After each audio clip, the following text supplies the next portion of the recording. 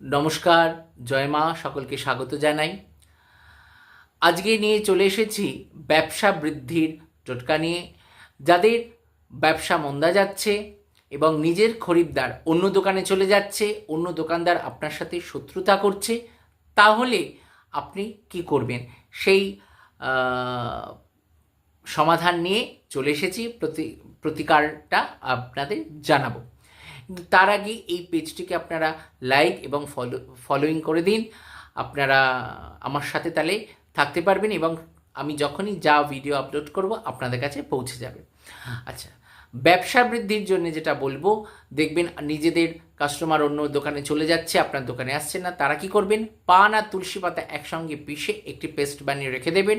রোজ গঙ্গার জল দিয়ে একটুখানি করে গুলিয়ে সেই মিশ্রণটি কপালে তিলক করে আপনি আপনার দোকানে বসবেন। দেখবেন আপনার পুরনো কাস্টমার